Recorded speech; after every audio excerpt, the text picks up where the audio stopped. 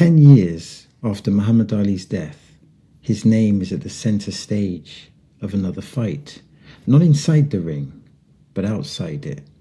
The Muhammad Ali American Boxing Revival Act is dividing opinions. Is it saving boxing, or is it creating a different problem? Now, when people think about Muhammad Ali, they think about the greatness, they think about the speed, they think about the charisma, they think about the victories. But today I want to discuss something different. I want to discuss the Muhammad Ali American Boxing Revival Act, and why do some people support it, and why others are worried. Now let's first start with talking about Muhammad Ali the fighter. Now I remember Muhammad Ali versus Sonny Liston. And for those that don't know, and many of you may not know, Sonny Liston was a terrifying heavyweight. He really was. He hurt opponents, but he didn't only hurt them, he intimidated them before the opening bell. From a psychological perspective, he was like Mike Tyson, before Mike Tyson. Many thought Muhammad Ali was scared during the build-up because Ali talked constantly, but Liston looked cold, serious, and dangerous. It looked like a nightmare assignment for any fighter. But when the fight started, Ali changed the narrative. He completely changed the narrative. Liston simply could not get into range. The speed difference was incredible. Ali's feet were just too fast. Ali's hands, they were too fast. I recently rewatched the fight, and what stood out to me was the movement. Ali was constantly shifting his weight and changing angles, sometimes on the front foot, sometimes on the back foot. It was simply a masterclass in distance management and in timing. Now, to me, that fight demonstrated the science of boxing, figuratively speaking. Ali was hitting without being hit. He was making Liston miss while putting himself in a position to score. The head movement was excellent. The footwork was excellent. The composure was excellent. And 10 years after his passing, people still study those performances. But Ali's legacy is now connected to another debate, a debate about the future structure of professional boxing. Now the supporters of the Muhammad Ali American Boxing Revival Act, they believe that boxing has a problem, a fragmentation problem. Too many organizations, too many competing interests, too many belts, which leads to too much confusion. Their argument is simple. Boxing should be easier to follow. Boxing should be easier to understand. And boxing should be better at delivering the biggest fights. They believe reform can help achieve those objectives and strengthen the sport moving forward. And one argument involves clarity, to be more specific, championship clarity. Think of this. How many casual fans understand every belt and every designation? How many understand the interim champions, the regular champions, and the other variations? Supporters argue that title inflation has damaged the sport. They believe clearer championship structures would benefit fans. They believe fewer championship designations would create more legitimacy. And they believe the legitimacy would ultimately help boxing become stronger and easier to follow. And supporters also believe that boxing negotiations have become complicated, but more importantly, they have become unnecessarily complicated. Promoters, they have interests. Broadcasters, they have interests. Sanctioning bodies have interests. Everyone has interests. The problem is that the interests, they don't always align. And as a result, major fights can become difficult to make. Supporters believe a more unified structure could reduce some of those obstacles. They see greater coordination as a solution rather than a threat to the sport. But here is the criticism. Critics, they believe boxing's fragmentation also creates competition.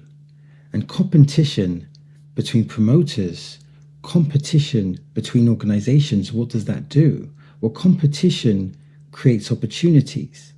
They argue that when multiple groups exist, fighters have more options. So the more competition there is, the more options there is for the boxer. If one door closes, another door might open. From this perspective, fragmentation is not always a weakness. Sometimes fragmentation acts as a safeguard against too much power accumulating in a single place.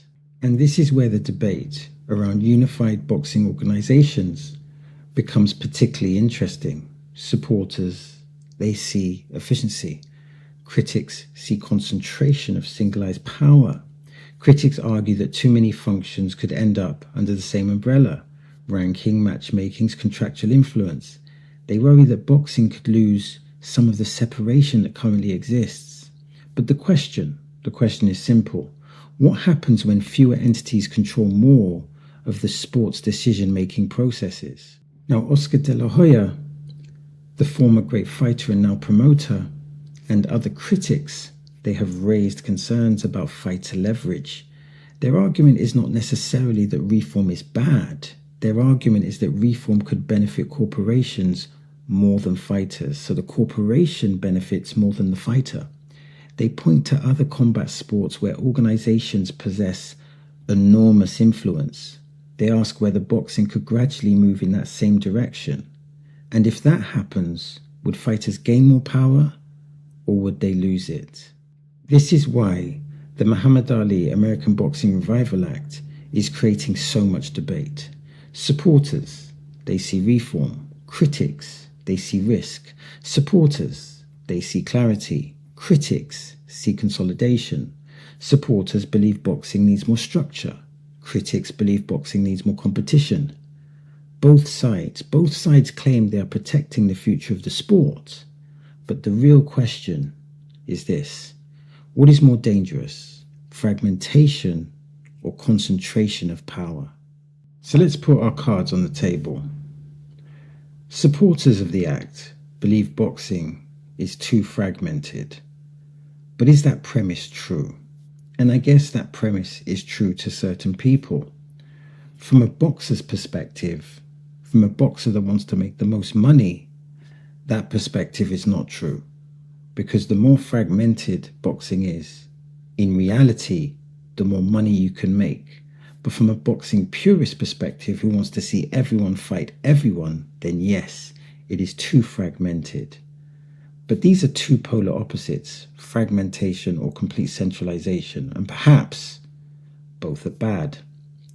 Again, supporters argue that inflation has created confusion and reduced legitimacy. I guess what we're saying here is that the too many belts mean that there's too many champions and it reduces the credibility. Again, is that premise true? And it depends on the context. Too many titles can reduce credibility, but they don't necessarily reduce credibility. Think of Chris Eubank Sr., think of Nigel Benn.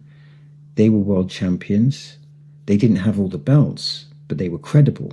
They were seen as great fighters. So that's not necessarily true. But there's a difference between having 4 belts and having 20 belts. So it depends particularly on the context. And then the next argument is that supporters believe a more unified structure could make big fights easier to make. It's actually hard to disagree with that. If you have a centralized power that controls fighters, then it will be easier to make the fights. But the counter argument is whether those fighters will be compensated appropriately for making those fights. So when you have the fragmentation, you have the better ability to negotiate a better purse. When you have the centralized power, if that centralized power is more powerful than the boxer, you can force certain fights. I use that term force in a subjective manner. So it's easier to make the big fights. However, I guess the question is, how moral is that centralized force? How strong is that centralized force?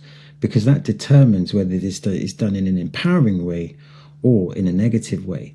The next point is that critics argue that fragmentation gives fighters more options and prevents excessive control. This is a bit more difficult. fragmentation potentially creates more options for the boxer. So it means that if you've got 20 different promoters, you have 20 different options. So promoter A might give you more money than promoter B. So basically, you could potentially negotiate more money. However, fragmentation, even though it can give more options, and even though it can prevent excessive control, it can be extremely problematic in getting fights put together when there's too much fragmentation, which leads back to the question, how much fragmentation do you have? There's a difference between having 4 belts and having 20 belts. And again, when you have a centralized power, yes, it can lessen fighter options. So I think it can have ramifications with regards to sponsorship. It can have ramifications with regards to pay. But the benefit could be for the boxing purist that wants to see all the big fights. But the big thing is, who is that centralized power? And is that power purely centralized to one entity, one corporation, etc.? And then we have the critics worry that unified boxing organizations could concentrate too much power. I think what this means is that when you have too much power, that can be a bad thing. But also, too much power can be a good thing. It goes back to how ethical the power is. But typically, absolute power can corrupt, absolutely. So the centralized power will benefit them before they benefit the boxers. So what you want is a centralized power that is pro-boxer as opposed to being just the centralized power. Preferably, you would want what we call a mutual interest. You would want the boxing purists to benefit, the boxing casual fans to benefit, the boxers to benefit, the managers to benefit, and the centralized power to benefit. But that rarely happens. And then we have the critics that fear that the act could reduce fighter leverage and resemble an MMA business model. This assumes the premise that an MMA business model is bad. I'm not sure if that premise is true. I believe that the MMA business model is different, not necessarily bad. So the top fighters don't get paid as much as the top boxers, but the middle fighters and the bottom fighters, they will get more than boxers from the middle and bottom levels. If assuming that premise is correct, then we should be careful calling the MMA business models bad, which is the implication there. However, what you would want ultimately is the lower level and the middle levels getting paid as well as they can be paid, but also you want the stars to be paid according to, you want the stars to be paid accordingly. So you don't want the stars to be punished. You want every level to be paid handsomely or paid enough to be able to survive. And of course, if you are elite in what you do, then you will be able to demand elite money through consumer demand. And then the final point is that ultimately fragmentation versus concentration of power, how does that look?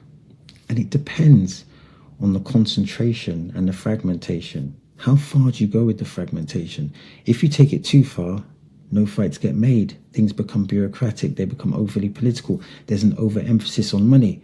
But if things become overly centralized, they also become problematic. Can you really have a one centralized element in boxing?